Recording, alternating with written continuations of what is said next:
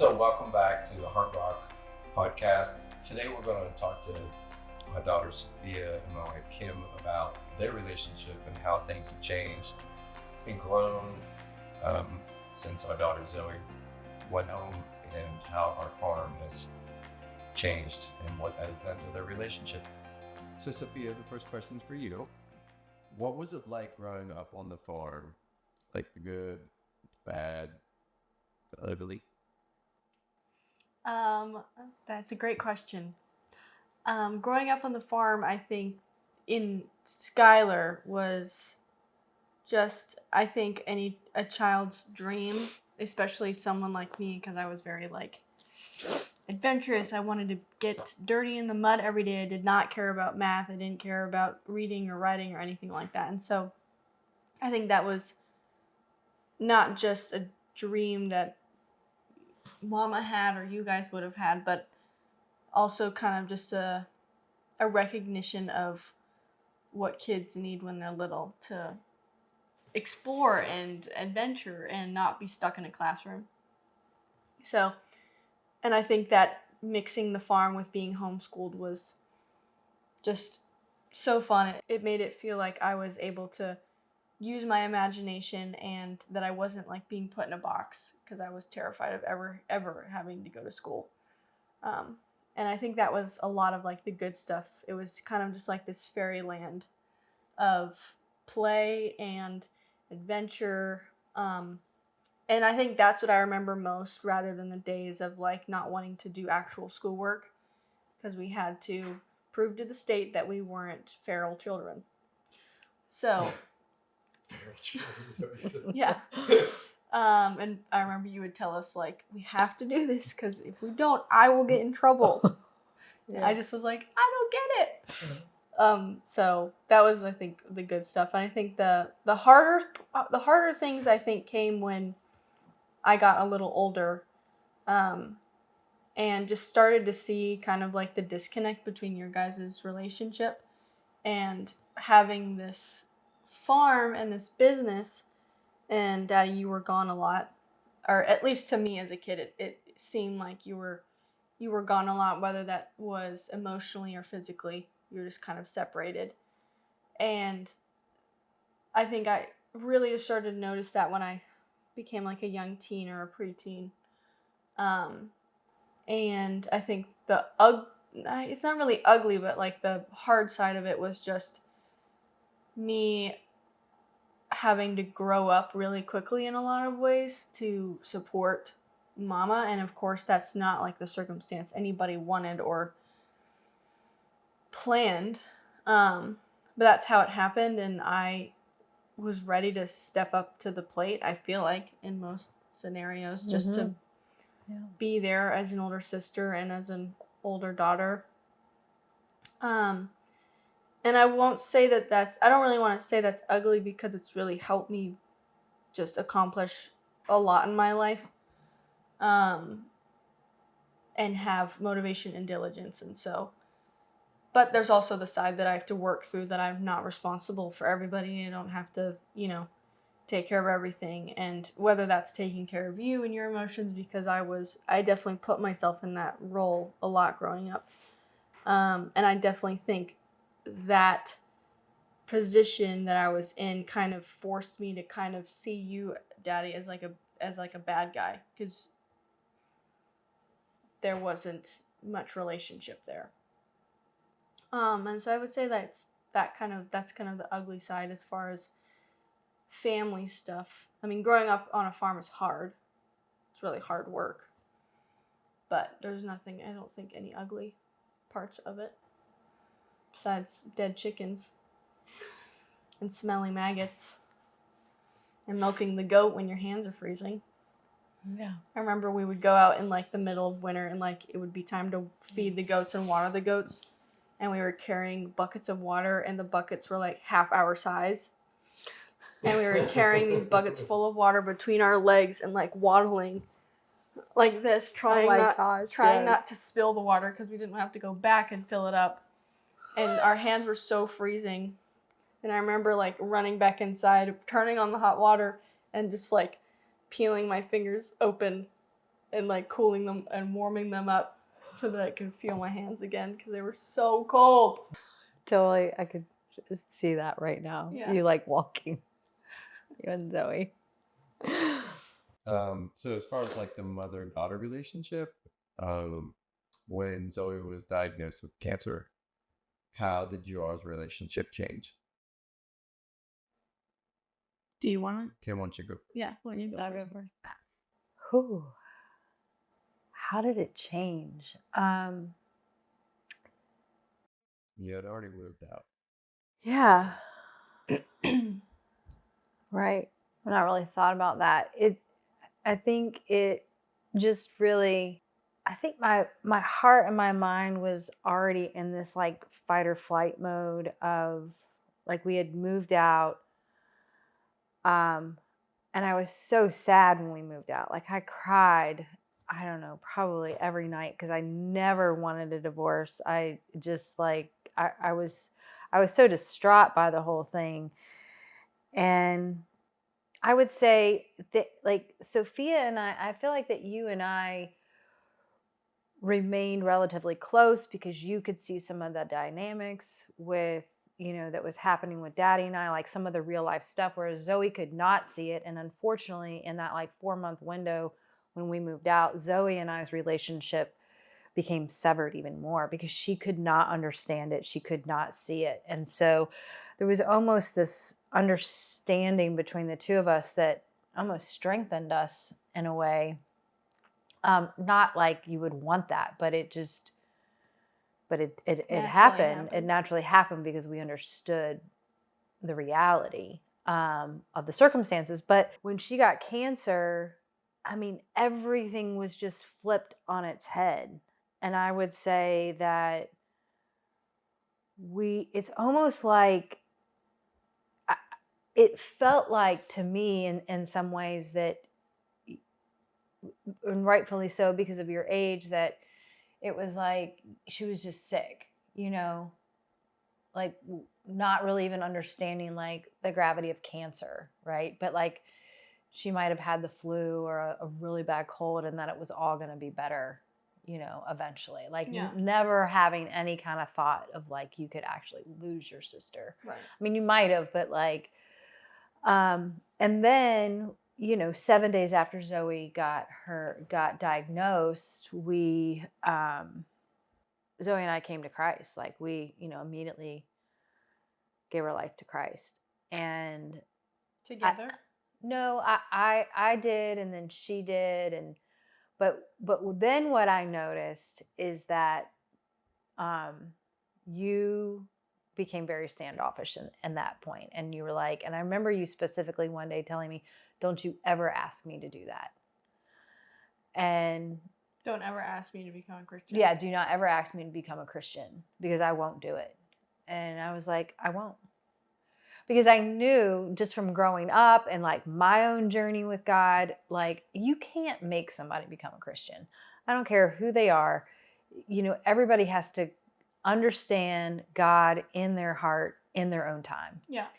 And so I knew that I couldn't do that. And I would say the other side of that is that everything flipped on its head, that my focus became so fine-tuned to keep being Zoe alive. Mm-hmm. Who were the right doctors? What was the best medical team to get her? What even was this type of cancer? Because there was no research on it, barely. And every bit of spare time was make sure that she has fun, make sure that she's not scared. Everything that I was completely incapable of doing because you can't protect anybody from that. And just so I feel like that any attention that I had towards you was taken away and put on her. But I do feel like that there was a part of my heart that because I had gone through so much trauma psychology that I understood psychologically like what you needed, to a degree of like making sure that you had, still had community around you, still had friends, like you had some sort of a normal life. that you were seen and felt and heard and the things that you need. So it just, everything shifted like dramatically. I feel like I knew that you were there, but I just, the only thing I could give to you was to make sure that other people were giving to you Yeah. in those requests. Yeah, totally. I think that it was definitely a shift, and I think a shift that I understood, that I kind of accepted that I was not first priority. And that was completely understandable. Like, I definitely didn't, like you said, think about ever losing Zoe until it was kind of in my face. But through the 9 month process, kind of just accepting I'm not first priority, and I really just need to kind of make sure that I'm taken care of, so that mommy and daddy don't have to worry about me, because they already have so much that they're worrying about. And I don't feel like our relationship got worse, but it definitely changed. But also my want to make sure that you were okay and taken care of didn't go away, but also I knew that taking care of myself and making sure that I was safe and happy was taking care of you. Yeah. So that you didn't have to worry. So yeah, you never acted out. You never, you were always just very, which was such a blessing, it was such a blessing. And I was always so grateful that there was like, it could have been so much worse. Yeah. On so many levels, but. Wow. It's like, what did you say after that? When you just look back at those moments, and I can remember because I wasn't living there. So when I would come in to do whatever, I would watch the dynamic, but then also just realize that there was a distance in the moments between the two of you. Mm-hmm. And being able to see it from the fact that you were 15, 16, 17. Yeah. So like in the beginning of that plateau to a peak of being a teenager. And yeah, you were just, your hormones, like everything was just like on. And where were you going to school? PBCC. Yeah. So, and you were going to college. Like you never went to a formal school, and now you're in college. And I remember we would take you up there and drop you off. I would take you up there and drop you off because you didn't have a car. And and then, but just picturing the dynamic between the two of you, and also trying to just figure out our dynamic as well. Right. Was not really, as you mentioned earlier, it wasn't that large. That was the change. Like the change was more. Yeah, and I think growing into your teenhood, and Kim, you growing into survival / just full in care, survival. Everything, just making sure everyone had their basic needs. Because that's all you could do. Because every day was panic. Like every single day for 9 months was complete panic. Every day. And it never let up. It only got worse. So everything that led up to that moment was like, I can say like horrific. Yeah. So it just. Insult to injure with shit acting. So it was just like basic needs. And just feeling the sandpaper of like grinding yourself down to like where you're not, the self isn't there anymore, that you are just completely, the only thing you can do in that moment is just be with the divine, with God, It's the only identity that is comprehensible in a situation like that. And also I think just trying to model, like, of course, like good parenting doesn't leave you. Like you want to still be a good parent. And I was always conscientious of like still wanting to be a good model to Sofia, of like, this is how we handle stress. Even though it is incredibly stressful, just letting the surrender happen, still trying to make sure there was good food, making sure that she had good people around. And, we had such a wonderful community that just poured in over us.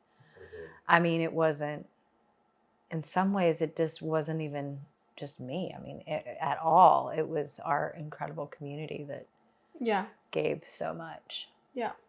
I think vulnerability has now looking back, like the amount of vulnerability that even when we weren't trying to say we were vulnerable, we were having to forcibly be vulnerable because 100%. we were just so exposed.